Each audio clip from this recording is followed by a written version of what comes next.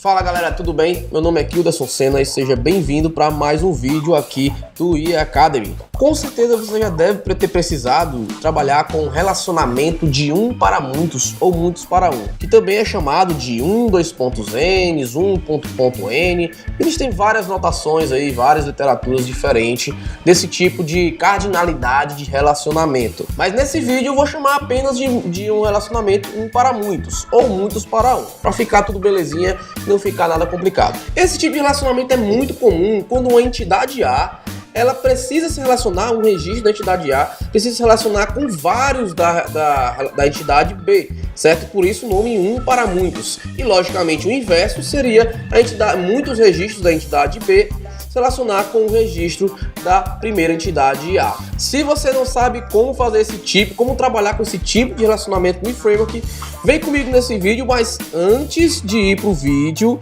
já vai desce um pouquinho a telinha, papoca esse likezinho, tá? Inscreve-se no canal e ativa as notificações para que você seja notificado quando o YouTube quer notificar as pessoas quando eu envio um novo vídeo, beleza? Feito isso, vamos pro vídeo.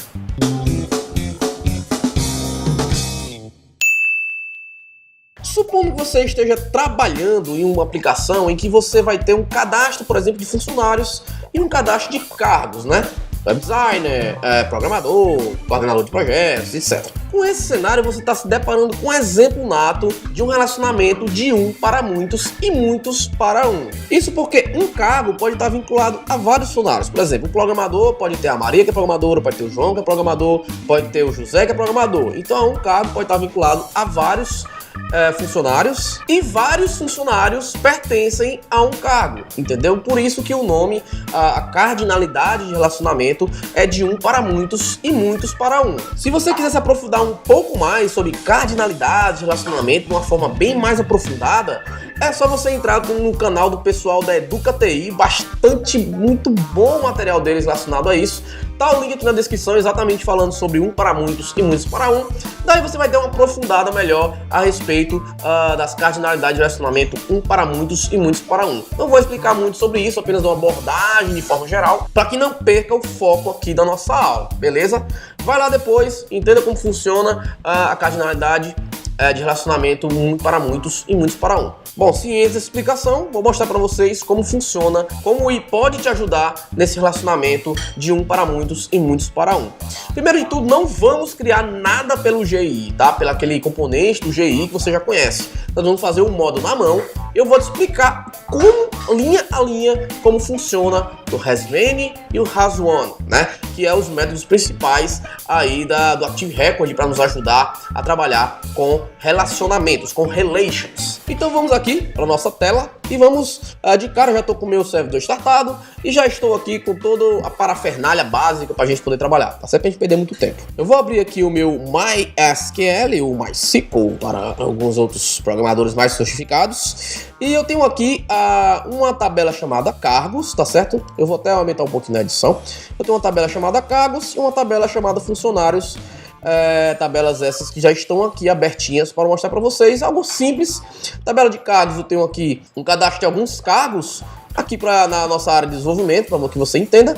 E aqui eu tenho um cadastro de funcionários, peguei aqui nomes aleatórios e vinculei aos cargos, como você pode ver aqui pelo cargo ID, tá? Aqui, por exemplo, na tabela funcionários, tem uma chave estrangeira. Se eu abrir aqui ela, ó, tem uma chave estrangeira, tá até vermelhinho aqui, ó, para cargos, tá certo? Então configura direitinho, tá certo? A chave estrangeira, até para evitar qualquer tipo de furo aí na sua base de dados. Feito isso aqui, tá? A gente vai partir para o nosso código. Estou com a aplicaçãozinha aqui limpa do eBasic para a gente poder fazer os nossos trabalhos sem problemas nenhum. Vamos aqui de cara criar o nosso primeiro model, tá certo? Dentro de app models, class, vou criar um model chamado cargo, certo? Eu costumo criar no singular, você pode criar no plural, não tem problema nenhum. Eu vou botar aqui cargo. Vou aumentar um pouquinho a fonte, pronto, certo? Vou tirar esse comentário aqui para me ajudar aqui a ganhar mais espaço. E já vou estender nossa classe Active Record. Você já está fera nisso, eu não preciso mais explicar como funciona aqui os Active Record, certo? Vou colocar aqui o nome da tabela, tá certo? Public Stat Function Table Name, para dizer qual é a tabela que ele pertence, já que eu modifiquei o nome da classe, né? Vou botar aqui Return. Vou colocar aqui Opa, não precisa dessas chaves, vou colocar aqui cargos, tá? Próximo método seria as nossas regras, né? Public function hoods, né? E a gente retorna um array de configuração, né, do nosso model. Eu vou colocar aqui, por exemplo, nome e vou dizer, opa, faltou aqui o array, né? E vou dizer que ele é required, certo? Vamos passar adiante. Isso aqui tudo você já sabe, tá? Eu tô fazendo aqui mais pra gente fazer um negócio na mão, para você entender como funciona. E vou dizer aqui que o nome também é uma string que recebe no máximo 60 caracteres, conforme está lá na nossa tabela. E vou aqui dar um ponto e vírgula, tá certo? Não vou configurar os atributos labels, porque eu não preciso disso para essa aula. Então já vou direto para nossa relation. Antes de ir para nossa relation, eu quero explicar uma coisa para você, tá certo? Você percebe que, por exemplo, na nossa classe cargo, a gente não seta manualmente os atributos, né? O ID, o nome que a gente colocou lá na nossa tabela. Isso porque o eFramework, o Active Record, por debaixo dos panos, ele cria isso de forma mágica, digamos assim, utilizando os métodos mágicos do PHP. Se você não conhece os métodos mágicos do PHP, dá uma estudada, dá uma olhada na internet, no YouTube, para você ver como funciona os métodos mágicos e ver como o eFramework trabalha e se aproveita disso, tá certo? Isso talvez pode ser até assunto de vídeo aqui do IACAD. Então, por exemplo, o atributo ID e o nome, por debaixo dos panos ele é criado, tá certo? E você tem acesso durante o tempo de execução do projeto. Aí, para facilitar a nossa vida nas IDEs, para ele preencher automaticamente, porque se, por exemplo, eu colocar aqui um cargo igual a new cargo, certo? E eu tentar colocar, por exemplo, cargo setinha nome, ele não vai completar para mim, ó. Eu tô apertando aqui o teclado, ó, ele não tá completando para mim, tá certo? Ele tá até dizendo aqui, ó, tá vendo que ele fica até grifado, justamente porque ele não reconhece, porque eu não tenho nenhum atributo explícito cargo aqui, né? Aí, para facilitar, a gente põe um PHP doc aqui, ó, tá? Pode deixar esse package aí, não tem problema, chamado property, certo? Exatamente para cobrir esse buraco que os getSetters mágicos, né? Os métodos mágicos getSet deixam pra gente, tá? Então eu coloco dizendo que o nome é de tipo string e o ID, né? Primeiro o ID, né? Vamos deixar primeiro o ID, ele é inteiro, certo? E o nosso nome é string, tá certo? Vou deixar separadinho aqui e quando eu fizer aqui embaixo ele vai reconhecer, ó, cargo, nome, vê que ele completa, tá vendo, ó? Então, quando tá laranjinha aqui no nosso PHP Storm, ele reconhece, né? Ele seta como essa propriedade é de um método mágico, né? Então, até isso nossa IDE utiliza. Mas os editores também de textos hoje têm plugins para isso, fácil de usar, beleza? Essa é uma dica que eu já tô dando que vai servir para as próximas aulas, etc e tal, tá bom? Fique com esse conhecimento, porque isso aí vai ser importante e é bastante utilizado até por outros frameworks. Então, vou continuar aqui.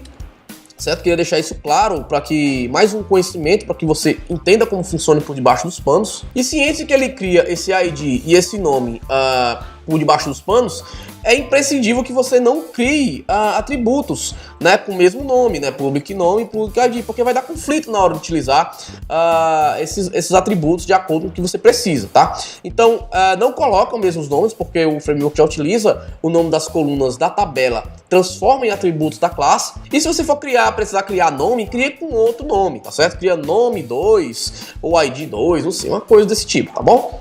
Apenas uma dica aí para que fique frisado como funcionam essas coisas debaixo dos panos. Vamos agora implementar o grande lance, né, desse relation, que é o nosso método public function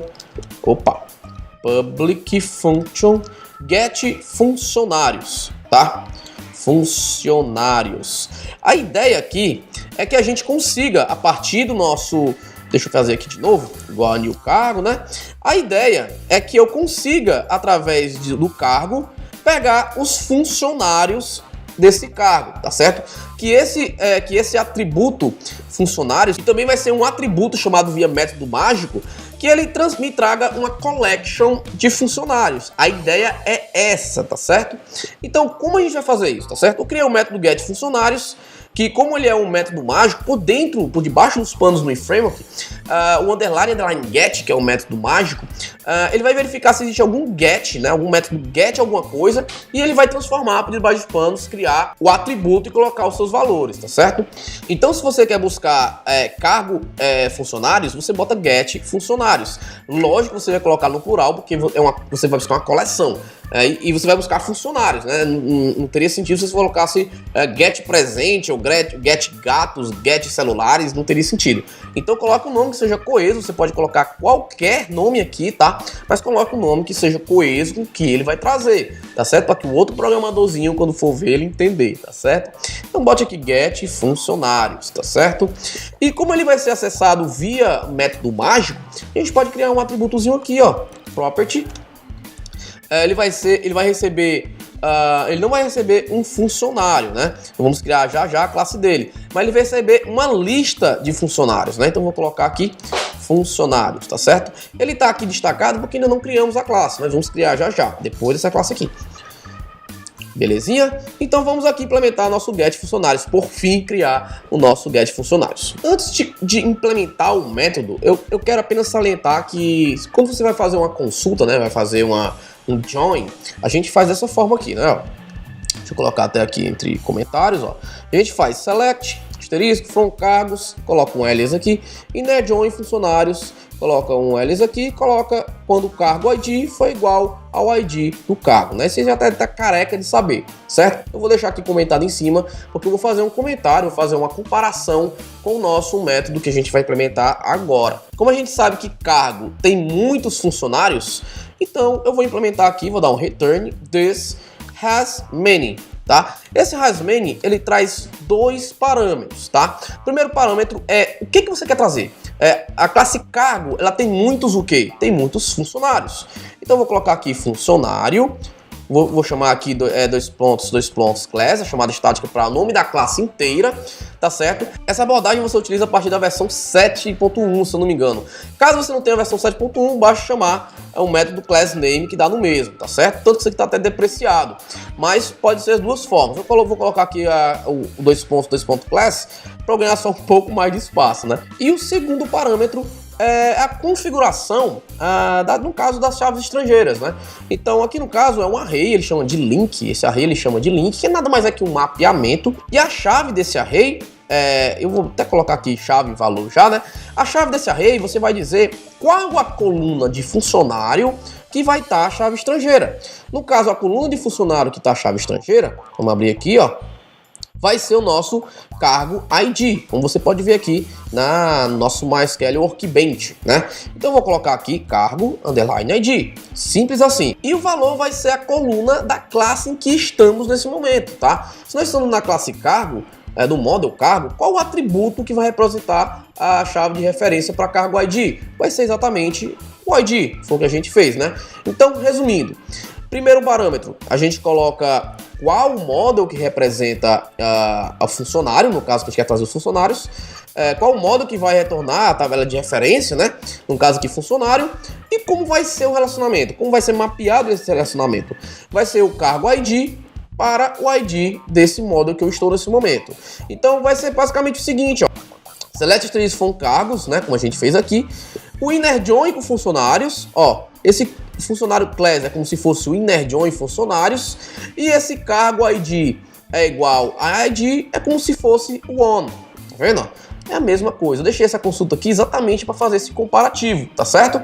Feito isso aqui, um lado já foi mapeado e já está tudo ok, tá? Deixa eu apagar isso aqui e vamos agora criar o model funcionário, né? Que vai ser a outra ponta de relacionamento.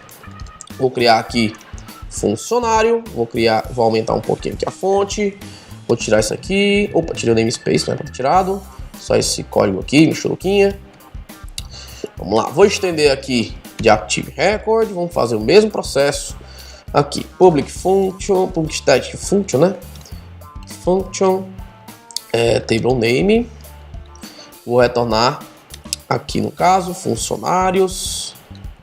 Tá? Gente, repetindo, tá? Se o nome do meu módulo fosse funcionários, eu não precisaria implementar isso aqui. O iframe já entende que o mesmo nome do model representa o mesmo nome da tabela, tá? Mas como eu mudei aqui, eu gosto de botar no singular, eu já coloquei aqui, serve até de aprendizado para você. Tá certo? Vou colocar aqui os rules, public function rules. Vamos retornar aqui a configuração. Bom, vou criar aqui uma lista e dizer que nome e cargo ID são required, né? Não vou me aprofundar disso mais uma vez, você já deve saber isso aqui, tá? Vou dizer aqui que o cargo ID, ele é um inteiro, de fato ele é inteiro. E vou dizer aqui, conforme lá no modo de cargo, que o nome ele vai ser uma string, faltou aqui a aspa, string, e no máximo 60 caracteres, tá certo? Nossas regras estão ok, não vou mais uma vez implementar o attribute labels, que eu não vou precisar. E antes de criar o nosso relation, nossa outra ponta do relacionamento, nós vamos criar aqui o PHP doc para facilitar a nossa vida, né? Vou criar aqui property int id, vou clonar aqui. Faltou aqui um cifrão, não é a cerquilha.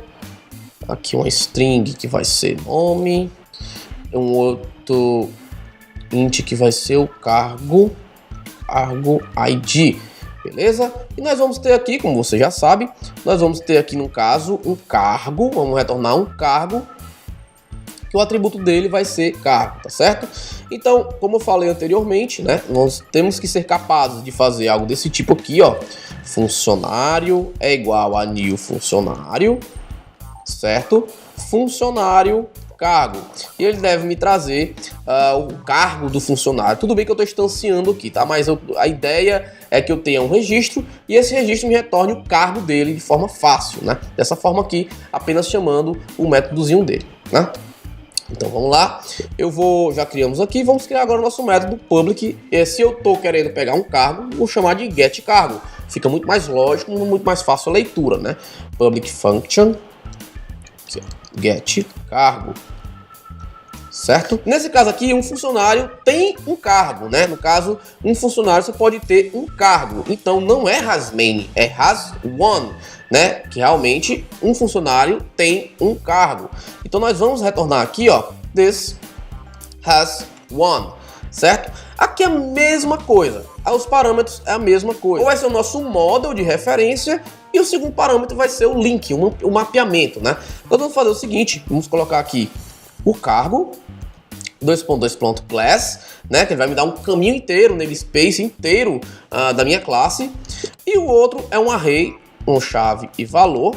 O primeiro parâmetro vai ser qual é o atributo do cargo que eu vou relacionar com o meu funcionário, ID, certo?